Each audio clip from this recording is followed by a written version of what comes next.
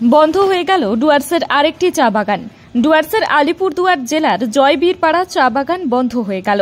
এদিন সকালে শ্রমিকরা কাজে যোগ দিতে এসে দেখেন বাগান বন্ধ। মালিকপক্ষ প্রি লকআউট নোটিশ দিয়ে বাগান ছেড়ে চলে গিয়েছে। সমস্যায় পড়ল বাগানে কর্মরত 636 জন চা শ্রমিক। আজ বেতন প্রদানের কথা ছিল, বাগান কর্তৃপক্ষ বেতন প্রদান না করেই বাগান বন্ধ করে আজ চলে গিয়েছে।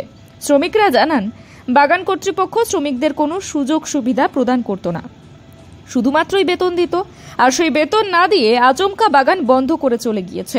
এদিন বাগানে আসেন আলিপুরদুয়ার সাংসদ মনোজ টিগ্গা। সাংসদ শ্রমিকদের সাথে কথা বলেন। এদিন সাংসদ জানান, একের পর এক চা বাগান বন্ধ হয়ে যাচ্ছে, আর সেই বন্ধ চা বাগান নিয়ে বিজেপির শ্রমিক সংগঠনের পক্ষ থেকে বৃহত্তর আন্দোলন সংগঠিত হবে। এই বিষয়ে তৃণমূল চা বাগান শ্রমিক ইউনিয়নের নেতা উত্তম সাহা জানান, আজ বাগানের সমস্যা নিয়ে শ্রম দফতর বৈঠক ডেকেছিল, কিন্তু বৈঠকের আগেই মালিকপক্ষ বাগান বন্ধ করে দিয়ে চলে যায়। ব্যুরো রিপোর্ট, ভয়েস বাংলা সংবাদ।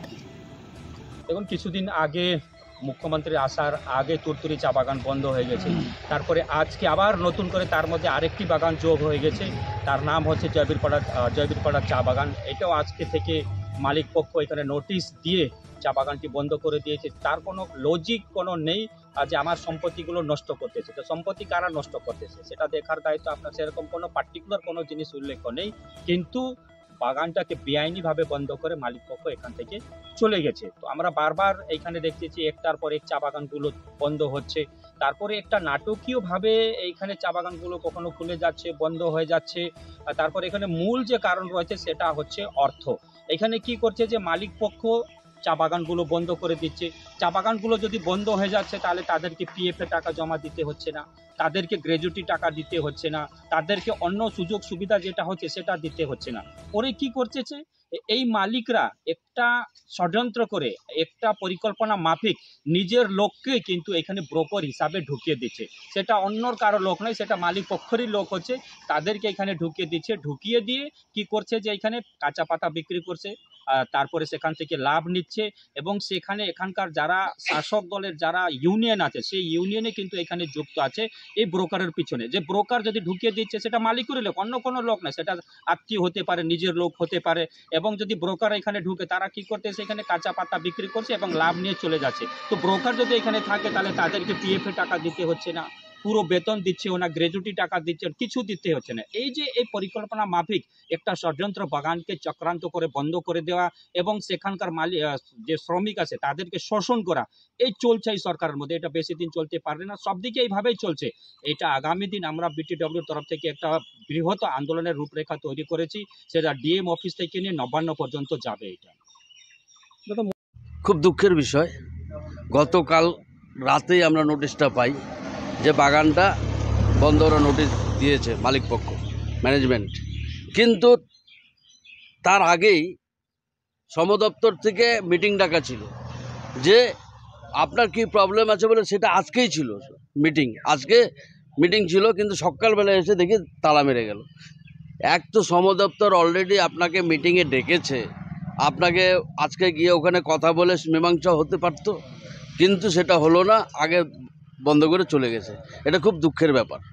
আমরা বলছিলাম যে কালকে এরকম অভিযোগ আসছে যে বাগানের গাছ কেটে ফেলা হচ্ছে, লক কেটে ফেলা হচ্ছে, এবং চা বাগানের যে বেড়া আছে ওটাও, এবং পাইপ চুরি হয়ে যাচ্ছে। এই ব্যাপারটা নিয়ে কী বলবেন? শুনেন, এই যে কিছু দুষ্কৃতীরা থাকে, কিছু কিছু চা বাগানে কিছু এরকম লোক থাকে, এখন এটা কি জয়বীরপাড়া বাগানের ওয়ার্কাররাই করছে না আদার সাইডের কেউ করছে? আপনার সামনে যে দেখাবো, যে দেখেন, ক্যামেরা দেখেন, এই যে গরু খোয়ার আছে, এই সূত্রপাত এখান থেকেই।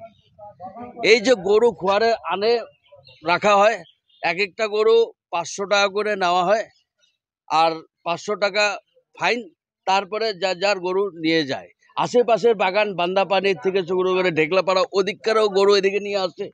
এই যে রেশারেশি ওয়ার্কারদের সাথে একটা যে ছিল, তাতেই হয়তো কেউ রাগে এটা কাজটা করছে, কিন্তু জঘন্য কাজ। চা গাছ যে কাটবে, ছায়া গাছ যারা কাটবে, পাইপের উপরে যারা হানি করবে, এটা জঘন্য কাজ। তার জন্য আমরা ব্যবস্থা, তার জন্য আজকে মিটিং ছিল, শ্রম দপ্তর মিটিং ডেকেছিল, বসতে পারতো, কথা বলতে পারতো। আসল সেটা না, আসল ব্যাপারটা অন্য জায়গায় আছে। আপনারা জানেন যে এখন গাছে পাতিও নেই। পাতি ক্লাইমেটের জন্য এর জন্য সব বাগানে ভুগছে এখন। এই সময় পাতি নেই। আজকে তলবের পেমেন্টের ডেট ছিল টুডে, আজকে তলবের ডেট ছিল, পেমেন্টের ডেট ছিল, ফোর্টনাইট পেমেন্ট ছিল, সেটাও আজকে দিল না। ওই পেমেন্টটা যাতে দিতে না হয়, তার সাথে সাথে বাগানে তো পাতি নেই, যতদিন বন্ধ রাখা যায় ততদিন ওনাদের। জোরে বলবেন দাদা। একটু বাগানের চায় শ্রমিক তো ক্যামেরার সামনে আসার সবার একটু ভয়ে থাকে। তাও আমি বলেছি আমি এখানকার জয়ীরপাড়ার সাধারণ মজদুর। আর এইখানে আমরাও অবাক হয়ে গেলাম, আমাদের সেন্ট্রাল নেতাও আসছে অবাক হয়ে।